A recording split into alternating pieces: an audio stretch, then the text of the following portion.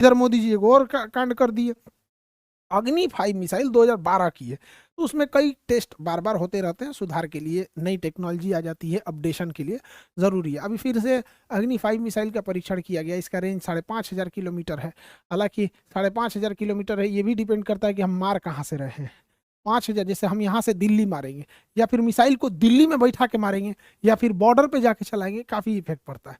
तो हम लोग जब भी बड़ी मिसाइल का परीक्षण करते हैं तो 2 दिन पहले एटलीस्ट भारत समझौते के तहत पाकिस्तान को बता देता है कि हम एक बड़ी मिसाइल का परीक्षण करने जा रहे हैं। मोदी जी इस बार उस पाकिस्तान को 22 घंटा पहले बताएं। 2 दिन पहले बताना होता है, एकदम लास्ट मोमेंट पे बताएं तो गुस्सी आ गया सब का, सब ये गड़बड़ काम कर रहे हो, हमको बता नहीं रहे। अरे बकलोल कहीं का, तुम लोग बैंड पार्टी वाला, और तुम भी भाई सेना के मदद से तुम लोग चुनाव जीते, ये आदमी हम लोग को तो कुछ बताइए नहीं करते हैं। अपने देश में क्या होने वाला है कुछ बताते ही नहीं है। एक काम करो, रेडियो ले लो और उसमें ये महीना में एक दिन अपने मन की बात करेंगे, सारा मन की बात सुन लेना। तुम्हारे मन की बात कोई नहीं सुनेंगे, और हम लोग बोलते रह जाएंगे, लोग कुछ सुन पाएंगे लोग। अब आप लोग खुद बताइए, इनको लगता है कि इनकी बात ये सुनेंगे। अरे भैया हम लोग की तो बड़ा मुश्किल से बात सुन रहे होते हैं यहाँ पे, इलेक्शन के टाइम पे तो और नहीं सुनने वाले हैं ये किसी के। खैर पाकिस्तान वालों को ये उम्मीद नहीं लगानी चाहिए कि हम लोग का बात कोई बात आप लोग को बताएंगे। हम लोग को तो बड़ा मुश्किल से बात बता पाते हैं। बिना बतैले नोट बदल बदल दिया, अगले दिन पता चल रहा है कि गया 1,000 रुपये वाला, फिर 2,000 वाला गया।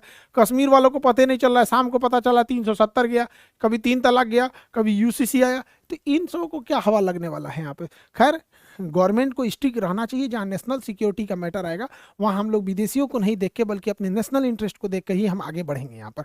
एयरपोर्ट का हल्का सा स्ट्रक्चर समझते हैं कि एयरपोर्ट जो होता है उसका जो जहाँ हम लोग एंट्री करते हैं वो टर्मिनल बिल्डिंग होती है। तो ये पूरी जो बिल्डिंग दिख रहा है ये है टर्मिनल बिल्डिंग।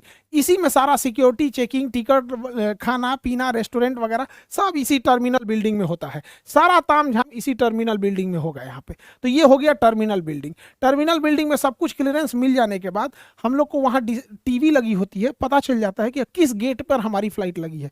तो ये जो फ्लाइट है ना, खोपचा में आके ऐसे ऐसे लगे हैं सब, तो यहाँ सबका गेट नंबर है 15, 16, 40, 35, जिस गेट नंबर पे है। तो हम लोग चले जाएंगे गेट नंबर पे। तो टर्मिनल से होते हुए चले जाएंगे गेट नंबर पे। यहाँ जहाजें आके खड़ी रहती हैं, तो इस एरिया को एप्रेन कहते हैं। ये एरिया एप्रेन हो गया, जहाँ जहाजें आके खड़ी हैं एप्रेन। एप्रेन में जब सवारी भर जाएगी, अमेरिका 3 सवारी, बेंगलोर 15 सवारी, 1 सवारी दिल्ली, ऐसे करके भर जाएंगे। ऐसे नहीं भरते हैं, ऐसे टेम्पू भरता है यहाँ पे। जब सब भर जाएगा तो फिर ये इधर से ढकेल के करेगा, ये टैक्सी वे होता है।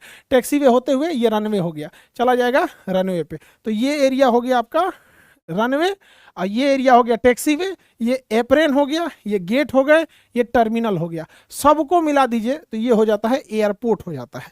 अब यहीं पे होता है टर्मिनल बिल्डिंग में एक एरिया इमिग्रेशन। अगर आपको इंटरनेशनल जाना है तो वहाँ आपको एक अलग काउंटर होती है जिसे कहते हैं इमिग्रेशन।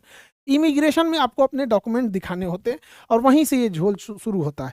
इमिग्रेशन पे जब जाते हैं तो सारा डॉक्यूमेंट देखता है। फिर हम अपने देश से कोई क्राइम करके तो नहीं भाग रहे हैं, तो हमारा पासपोर्ट लिया जाता है, पासपोर्ट क्लियर रहता है।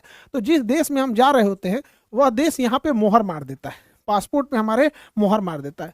इसका मतलब कि अगर हमारा कोई पासपोर्ट देख लिया ना, तो उस पर पेज पलट के 30 पेज का, 60 पेज की, ये एक डायरी होती है, पासपोर्ट एक डायरी होती है। वहाँ पे जिस देश में जाएंगे उस पर एक ठो मोहर मार देगा।